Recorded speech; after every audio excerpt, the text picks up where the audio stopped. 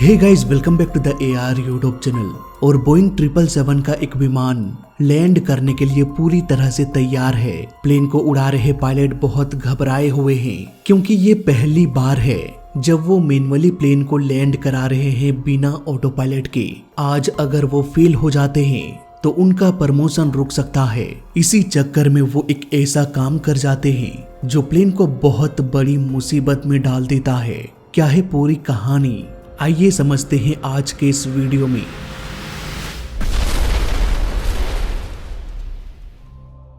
जुलाई 2013 Boeing 777 का एक विमान जिसे आसियाना एयरलाइन ऑपरेट कर रही थी, कॉल साइन फ्लाइट 214, ये साउथ कोरिया के इंचियोन एयरपोर्ट में उड़ान भरने की तैयारी कर रहे थे।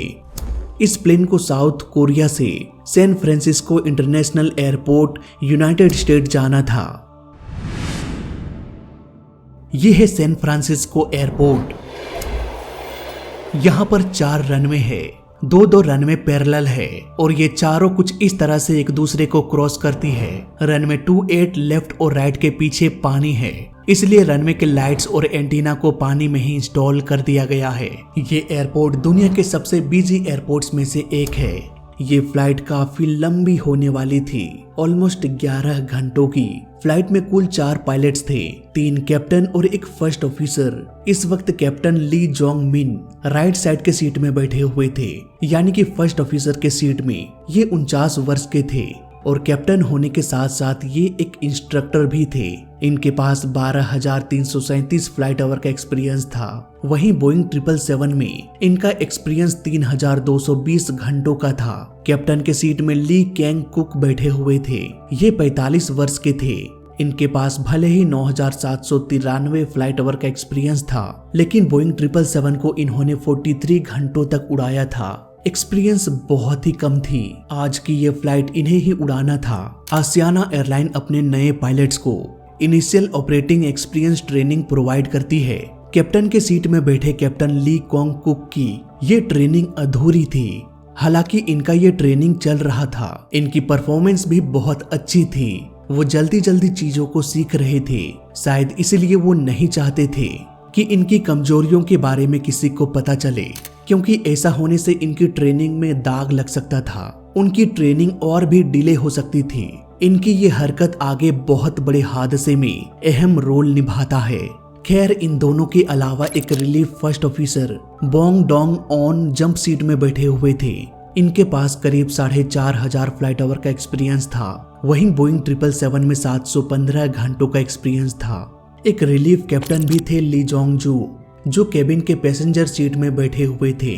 प्लेन में 291 पैसेंजर सवार हो गए। ज्यादातर पैसेंजर्स चाइना से, साउथ कोरिया और यूनाइटेड स्टेट से थे। इन पैसेंजर्स के अलावा 12 क्रू मेंबर्स थे। 8 क्रू मेंबर्स प्लेन के अगले हिस्से में थे और 4 प्लेन के पिछले हिस्से में। फाइनली रात के 3:30 आसियाना एयरलाइन फ्लाइट 214 टेक ऑफ करने के लिए पूरी तरह से तैयार हो गया। सारे प्रिपरेशन करने के बाद प्लेन रनवे पर तेजी से रन करते हुए टेक ऑफ कर गया। वैसे तो ये फ्लाइट 10 से 11 घंटों की होने वाली थी, पर क्योंकि इसने रात के 3 बजे उड़ान भरा था, इसलिए पायलट्स उस रात सोए नहीं थे। ऐसे में पायलट अपना नींद पूरा कर सके, इसलिए 2 एक्स्ट्रा रिलीफ पायलट प्लेन में मौजूद थे। खैर, कुछ ही देर में ये प्लेन अपने मैक्सिमम एल्टीट्यूड पर उड़ान भर रहा था। प्लेन में किसी भी तरह की कोई भी दिक्कत नहीं थी। मौसम बिल्कुल साफ था। कुछ ही घंटे उड़ान भरने के बाद कैप्टन रेस्ट करने के लिए चले गए और उनकी जगह रिलीफ कैप्टन और रिलीफ फर्स्ट ऑफिसर कॉकपिट में दाखिल हो गए। सुबह होने तक अब इन्हें ही प्लेन उड़ाना था। कुछ घंटे बीतने के बाद सुबह भी हो गई। सुबह के करीब 9:55 दोनों पायलट ने अपनी सीट को एक्सचेंज कर लिया और वापस से कैप्टन ली कैंग कैप्टन के सीट में बैठ गए। वहीं को पायलट के सीट में फिर से इंस्ट्रक्टर बैठ गए।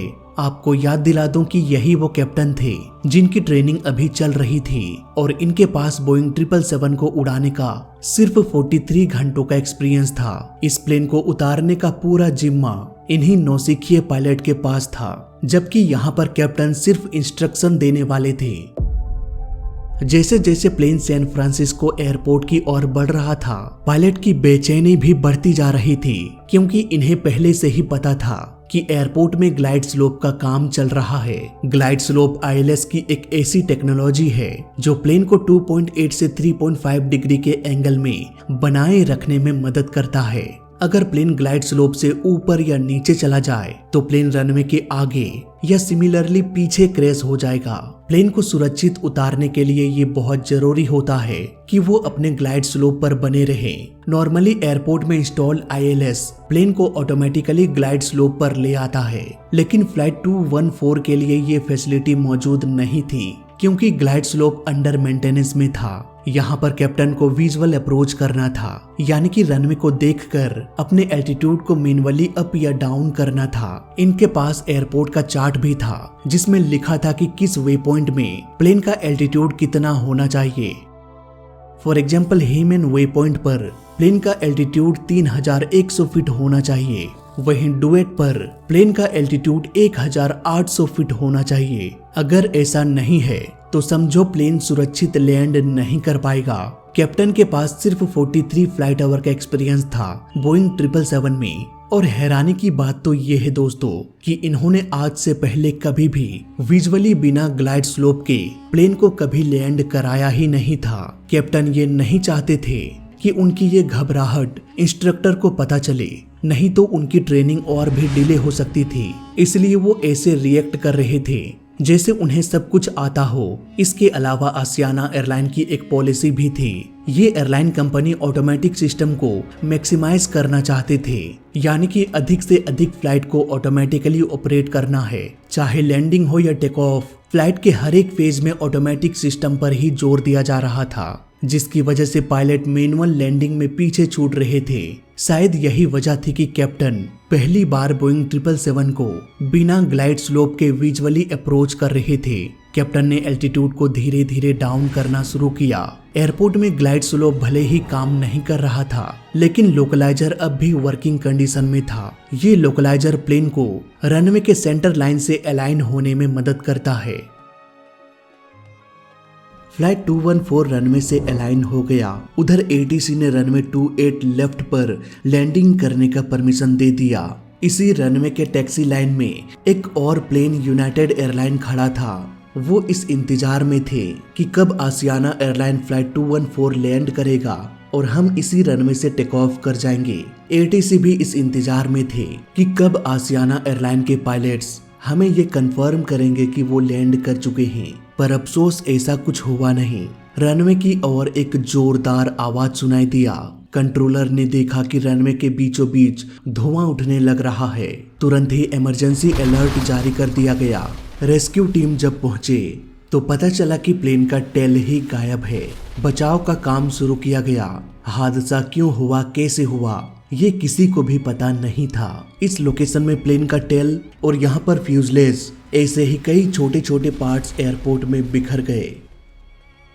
राइट इंजन अब भी प्लेन के विंग से अटैच था, जिसमें आग लग चुकी थी।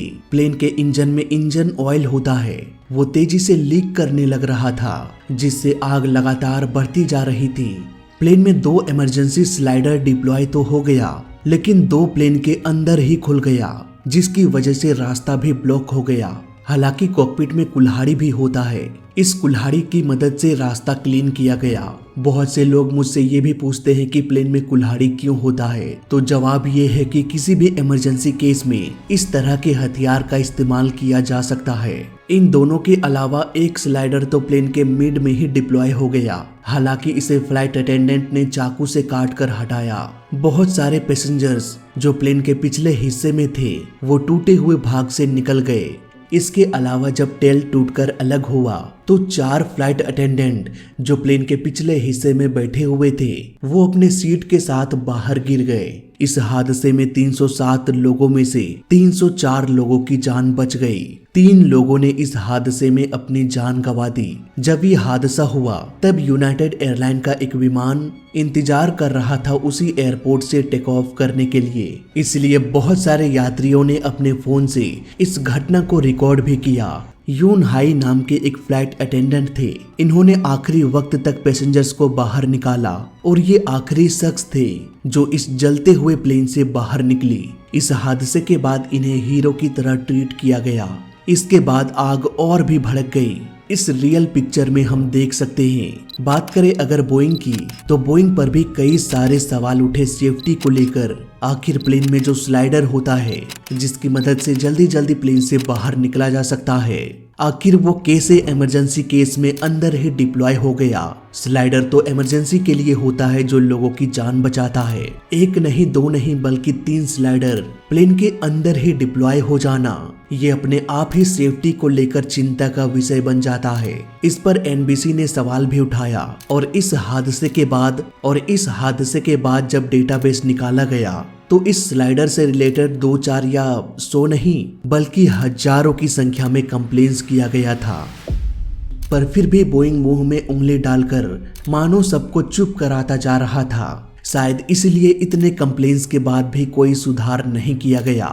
लापरवाही एयरपोर्ट में भी देखी गई। हादसे के दौरान कई सारे घायलों को बाहर निकालकर कुछ दूरी पर छोड़ दिया गया था ताकि आग लगने के बाद भी वो आग के चपेट में ना आ जाए। घायल होने की वजह से बहुत से लोग चल भी नहीं पा रहे थे, इसलिए उन्हें जहां छोड़ा गया वो वहीं पर पड़े रहे। चलो यहाँ तक तो ठीक था दोस्तों, लेकिन लापरवाही इतनी थी कि एक फायर फाइटर की गाड़ी ने एक लड़की को कुचलते हुए निकल गया। लड़की के घर वालों ने केस करते हुए कहा कि मेरी बेटी जिंदा थी लेकिन उस गाड़ी ने कुचलकर उसकी जान ले ली। हालांकि बाद में ये भी कह दिया गया कि वो पहले ही मर चुकी थी। मतलब ये कोई लॉजिक है क्या? रेस्क्यू टीम ने ये चेक किया था कि उसकी सांसें चल रही है या नहीं? इतनी देर में तो वो गाड़ी साइड से लेकर जा सकते थे। अंधेरा भी नहीं था कि चलो गलती से ऐसा हो गया। और मान लो अगर वो मर भी गई थी तो क्या ऐसे ही गाड़ी चढ़ा दोगे? खैर, इस हादसे के बाद बहुत सारे सवाल उठने लगा। इतना बड़ा हादसा आखिर कैसे हो गया? इसका जवाब हमें मिला इन्वेस्टिगेशन के रिपोर्ट में। तो आइए एक बार फिर से पूरी घटना को समझने की कोशिश करते हैं इन्वेस्टिगेशन के रिपोर्ट के आधार पर। इस केस की इन्वेस्टिगेशन की शुरुआत करते हैं जब प्लेन लैंडिंग करने के लिए एयरपोर्ट की ओर बढ़ रहा था। इस वक्त प्लेन ऑलमोस्ट 6000 फीट के एल्टीट्यूड में फ्लाई कर रहा था। एयरपोर्ट की दूरी के हिसाब से प्लेन की ऊंचाई थोड़ी अधिक थी। कैप्टन ने वर्टिकल स्पीड को मेंटेन करते हुए ऑटो थ्रोटल को ऑन कर दिया और मिनिमम डिसेंट एल्टीट्यूड 4600 फीट पर सेट कर दिया। अब यहाँ पर ये प्लेन तब तक नीचे आता रहेगा जब तक कि प्लेन 4600 फीट के एल्टीट्यूड पर ना पहुंच जाए। अगर लैंडिंग में कोई प्रॉब्लम हुई तो कैप्टन ने पहले ही मिस अप्रोच एल्टीट्यूड 3000 सेट कर रखा था ताकि वो लैंडिंग को रोककर गो अराउंड करने के लिए निकल जाए। प्लेन 133 नॉट्स की स्पीड में नीचे आ रहा था। मौसम भी बिल्कुल साफ थी। कैप्टन ने एटीसी से कांटेक्ट किया। एटीसी ने कहा कि आप रनवे 28 लेफ्ट में लैंड कर सकते हैं। करीब 10:30 बजे कैप्टन ने डिसेंट चेकलिस्ट कंप्लीट कर लिया। उधर रिलीफ फर्स्ट ऑफिसर और रिलीफ कैप्टन जो रेस्ट कर रहे थे वो दोनों भी कॉकपिट में दाखिल हो गए। एटीसी ने पूछा कि क्या आपको रनवे दिखाई दे रहा है? इंस्ट्रक्टर ने कहा हाँ। इसके बाद एटीसी ने लैंडिंग क्लियरेंस दे दिया। इस वक्त प्लेन करीब 5300 फीट के एल्टीट्यूड में फ्लाई कर रहा था। ऑलमोस्ट 210 नॉट्स के स्पीड से ये प्लेन रनवे की ओर बढ़ रहा था। कुछ ही देर में प्लेन के ऑटोमेटिक सिस्टम ने लोकलाइजर को डिटेक्ट कर लिया।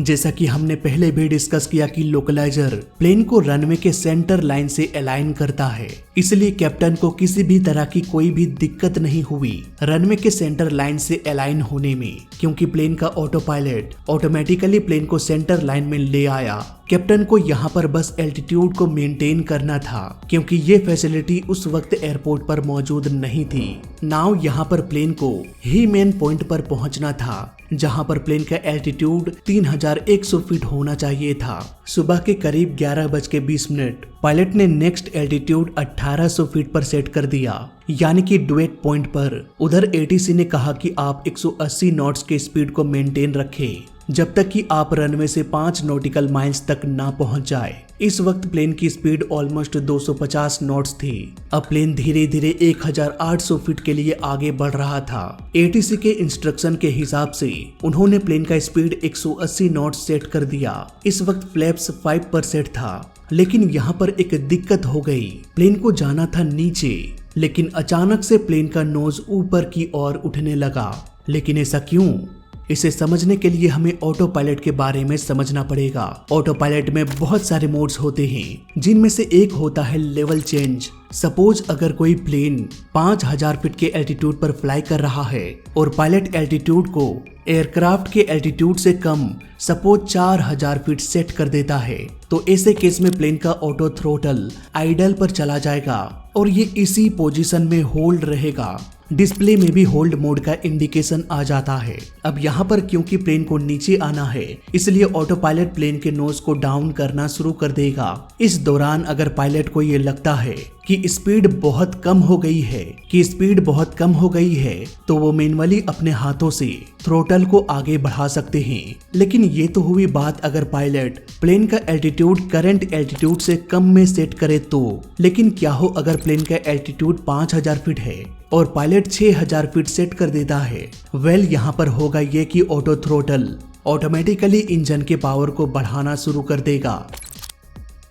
इस वक्त प्लेन 3000 फीट के एल्टीट्यूड में फ्लाई कर रहा था और पायलट ने 1800 फीट एल्टीट्यूड सेट कर दिया, जो कि प्लेन के करंट एल्टीट्यूड से कम था। नतीजा ऑटो थ्रोटल ने इंजन के थ्रस्ट को आइडल कर दिया। यहाँ पर प्लेन की स्पीड ऑलमोस्ट 250 नॉट्स थी, पर एटीसी ने कहा था कि प्लेन के स्पीड को 180 नॉट्स पर मेंटेन रखो, इसलिए पायलट ने प्लेन के स्पीड को 180 नॉट्स पर सेट कर दिया। नतीजा ऑटो पायलट ने प्लेन के स्पीड को 180 नॉट्स तक लाने के लिए नोज को ऊपर कर दिया और इंजन के थ्रस्ट को आइडल कर दिया। यहाँ पर अगर पायलट को लगता कि स्पीड में कोई गड़बड़ी है तो वो मैन्युअली भी अपने हाथों से प्लेन के स्पीड को बढ़ा सकते थे, पर कॉकपिट में किसी की भी नजर थ्रोटल पर गया ही नहीं। फ्लाइट 214 ने डुएट वे पॉइंट को पार कर दिया, जहां पर प्लेन की ऊंचाई 1800 फीट होनी चाहिए थी, लेकिन इस पॉइंट पर प्लेन की ऊंचाई 2250 फीट थी, यानी कि एक्चुअल एल्टीट्यूड से 450 फीट ऊपर। इस वे पॉइंट को पार करने के बाद कैप्टन ने मिस अप्रोच एल्टीट्यूड को 3000 फीट पर सेट कर दिया, जबकि इस वक्त प्लेन 2000 फीट के एल्टीट्यूड पर पहुंचने वाला था। मे बी उन्हें यहाँ पर लगा होगा कि अगर लैंडिंग को रोकना पड़े तो हम 3000 फीट के एल्टीट्यूड पर चले जाएंगे, और इसके लिए कैप्टन को FLCH यानी कि फ्लाइट लेवल चेंज बटन को प्रेस करना था। सभी का ध्यान इस ओर था कि प्लेन का एल्टीट्यूड जल्दी से ग्लाइड स्लोप पर आ जाए। स्टार्टिंग से ही प्लेन का एल्टीट्यूड हमेशा से अधिक रहा। इवन कैप्टन ने प्लेन के स्पीड को 180 नॉट्स से घटाकर 172 नॉट्स कर दिया। वहीं डिसेंट रेट को 900 फीट से 1000 फीट पर मिनट कर दिया गया, ताकि प्लेन जल्दी से नीचे आ जाए। लेकिन अब भी इंस्ट्रक्टर को ऊंचाई अधिक लग रही थी, इसलिए कैप्टन ने डिसेंट रेट को 1000 फीट पर मिनट से 1500 फीट पर मिनट कर दिया। इतनी तेजी से प्लेन को नीचे लाना सही नहीं था, इसलिए इंस्ट्रक्टर ने कहा कि वर्टिकल स्पीड को 1000 पर सेट कर दो। नाउ फिर से वर्टिकल स्पीड को 1000 पर सेट कर दिया गया और स्पीड को 172 नॉट से 152 कर दिया गया। फ्लैप को 30 पर सेट कर दिया गया। इसी दौरान कैप्टन ने FLCH स्विच को एक्टिवेट कर दिया। पूरी गड़बड़ी की शुरुआत यहीं से हुई। इस वक्त प्लेन का एल्टीट्यूड 2000 फीट से भी कम था और कैप्टन ने टारगेट एल्टीट्यूड को 3000 फीट में सेट किया था, जो कि प्लेन के एल्टीट्यूड से अधिक थी। फ्लाइट लेवल चेंज को एक्टिवेट करने के बाद ऑटो पायलट को प्लेन के थ्रस्ट को बढ़ाना चाहिए था, तभी तो वो 2000 से 3000 फीट के एल्टीट्यूड पर जाता। लेकिन गड़बड़ी यहाँ पर यह हुई कि प्लेन के स्पीड को पहले ही 172 नॉट से 152 नॉट सेट कर दिया गया था, यानी कि प्लेन के स्पीड को घटाकर 172 नॉट से 152 नॉट्स पर लाना था और एल्टीट्यूड को भी बढ़ाकर 3000 फीट के एल्टीट्यूड पर पहुंचना था, और ऐसा होना इम्पॉसिबल था। एल्टीट्यूड को बढ़ाने के लिए प्लेन के इंजन के पावर को भी बढ़ाना पड़ेगा, लेकिन ऑटो थ्रोटल को यह कमांड दिया गया था कि आप प्लेन के स्पीड को कम करो। नतीजा ऑटो पायलट प्लेन के स्पीड को 152 नॉट्स पर ले जाने की कोशिश करने लगा। साथ ही साथ उसी वक्त वो एल्टीट्यूड को भी बढ़ाने की कोशिश कर रहा था। अब जाहिर सी बात है ऐसा होना इम्पॉसिबल था। ये तो वही बात हो गई कि कार का ड्राइवर ब्रेक दबा दिया हो और ये उम्मीद कर रहा हो कि गाड़ी नहीं रुकेगी बल्कि ये और तेजी से चलेगी। प्लेन का ऑटो थ्रोटल होल्ड मोड पर जा चुका था। इट मींस जब तक ये अपने टारगेट स्पीड तक नहीं पहुंचता तब तक ये आइडल ही रहेगा। हाँ, अगर पायलट को लगे कि प्लेन की स्पीड कम हो रही है तो वो मैन्युअली थ्रस्ट को बढ़ा सकते थे, लेकिन कॉकपिट में सवार चारों पायलट्स का ध्यान कॉकपिट के अंदर नहीं बल्कि बाहर था। स्पीड पर किसी ने भी गौर नहीं किया और ना ही उस इंडिकेटर पर। अब प्लेन का फ्लैप्स प्लेन को धीमा कर रहा था, प्लेन का लैंडिंग गियर प्लेन को धीमा करने की कोशिश कर रहा था, प्लेन का speed brake, vertical speed, autothrottle, ये सभी मिलकर एक साथ प्लेन के स्पीड को कम करने में लग गए। नतीजा ये प्लेन ग्लाइड स्लोप के ऊपर तो था, लेकिन ये ग्लाइड स्लोप को क्रॉस करते हुए उसके भी नीचे आ गया। और जैसा कि मैंने वीडियो की स्टार्टिंग में ही कहा, अगर प्लेन ग्लाइड स्लोप से ऊपर चला जाता है या फिर नीचे चला जाता है तो इन दोनों ही केस में प्लेन क्रैश हो सकता है। एयरपोर्ट में एक और टेक्नोलॉजी था जो इस हादसे को होने से रोक सकता था, और वो था पेपी लाइट्स। कैप्टन को 4 पेपी लाइट्स दिखाई दे रही थी। ये चारों लाइट्स वाइट था। आपको बता दें कि विजुअल अप्रोच में जब ग्लाइड स्लोप के बीच प्लेन को लैंड कराना होता है तब पेपी लाइट्स पायलट की बहुत मदद करता है। अगर प्लेन ग्लाइड स्लोप से अधिक ऊपर चला जाए तो पायलट्स को 4 व्हाइट लाइट दिखाई देता है। अगर थोड़ा अधिक है तो 1 रेड और 3 व्हाइट लाइट। अगर प्लेन ग्लाइड स्लोप पर है तो 2 व्हाइट और 2 रेड लाइट। वहीं अगर प्लेन थोड़ा नीचे है तो 3 रेड लाइट और 1 व्हाइट लाइट। अगर प्लेन ग्लाइड स्लोप से बहुत नीचे है तो 4 रेड लाइट दिखाई देगा। 4 रेड लाइट का दिखाई देना यानी कि खतरा बहुत बड़ा है। अब प्लेन ऑलमोस्ट 1000 फीट के एल्टीट्यूड पर आ गया, लेकिन यहाँ पर भी प्लेन को इस वक्त 750 फीट के एल्टीट्यूड पर होना चाहिए था। अब भी इसकी ऊंचाई 250 फीट अधिक थी, इसलिए कैप्टन ने डिसेंट रेट को 1000 फीट पर मिनट से पहले तो 1500 फीट पर मिनट किया, इसके बाद 1800 फीट पर मिनट कर दिया। प्लेन अब इतनी तेजी से नीचे आने लगा कि प्लेन के सेंसर को लगने लगा कि प्लेन नीचे गिरने लग रहा है, इसलिए कॉकपिट में अलार्म बजने लगा। Sink rate. लगातार कम हो रहे एल्टीट्यूड को काउंटर करने के लिए कैप्टन ने योक को पीछे खींचा, लेकिन थ्रस्ट अब भी आइडल पर था। प्लेन का नोज का ऊपर उठना, हाई वर्टिकल स्पीड को सेट करना, speed brake, flaps, landing gear down, autothrottle idle, ये सभी के सभी एक साथ मिलकर प्लेन के स्पीड को धीमा करने में लग गए। नतीजा जो प्लेन पहले ग्लाइड स्लोप के ऊपर था वो ग्लाइड स्लोप को क्रॉस करते हुए उससे भी नीचे आ गया। पायलट को पहले जो 4 व्हाइट लाइट्स दिख रही थी जो ये बता रहा था कि प्लेन बहुत ऊपर है, नीचे लाओ, वो अब 4 रेड लाइट्स में बदल चुका था, यानी कि वो संकेत दे रहा था कि प्लेन जरूरत से नीचे जा चुका है, ये क्रैश हो सकता है। कॉकपिट में sink rate, ground proximity warning, landing gear, तरह तरह के अलार्म्स बजने लगा। ये प्लेन इतना नीचे आ गया कि प्लेन का पहिया भी पानी को चीरते हुए आगे की ओर बढ़ने लगा। आगे जाकर ये बाउंड्री के चट्टानों से टकराया। ये कॉलिजन इतनी तेज थी कि दोनों के दोनों लैंडिंग गियर वहीं पर टूट गया। प्लेन का टेल टूटकर अलग हो गया। प्लेन का फ्यूजलेज ऑलमोस्ट 2400 फीट आगे चला गया और इसे रुकने में 90 सेकंड्स का वक्त लग गया। इस हादसे के पीछे बहुत सारे कारण थे। Airline company fully automatic system पर जोर दे रही थी, जिसकी वजह से पायलट्स मैनुअली ठीक से प्लेन को उड़ा नहीं पा रहे थे। इवन एक ऐसे पायलट के हाथों प्लेन को मैनुअली लैंड कराने को दे दिया गया जिन्होंने आज से पहले कभी भी बिना ग्लाइड स्लोप के, बिना ILS सिस्टम के प्लेन को मैनुअली लैंड नहीं कराया था। इवन जो को पायलट के सीट में इंस्ट्रक्टर बैठे हुए थे उनकी भी ये पहली फ्लाइट थी as a instructor pilot. Plane को उड़ा रहे कैप्टन अपने डर और अपनी कमजोरी को छुपाने के लिए इंस्ट्रक्टर को कभी ये बताया ही नहीं कि मुझे प्लेन को मैनुअली लैंडिंग कराने में घबराहट हो रही है। वो प्लेन के कंट्रोल इंस्ट्रक्टर पायलट को दे सकते थे या फिर वो गो अराउंड कर सकते थे, लेकिन कैप्टन के मन में घबराहट इस कदर बढ़ चुकी थी कि शायद आखिरी वक्त पर उनका दिमाग ठीक से काम ना किया हो। कॉकपिट में कुल 4 पायलट्स थे। इन चारों को ऑलमोस्ट इंस्ट्रूमेंट्स पर ध्यान देना चाहिए था। इसके अलावा इस हादसे ने बोइंग की लापरवाही को भी रिवील कर दिया। सैकड़ों नहीं बल्कि हजारों की संख्या में कंप्लेंट्स आने के बाद भी इन्होंने बोइंग 777 के स्लाइडर पर सुधार नहीं किया। हालांकि इस हादसे में सारे यात्री प्लेन से बाहर निकल चुके थे, लेकिन कौन जाने कब कौन सा हादसा हो जाए।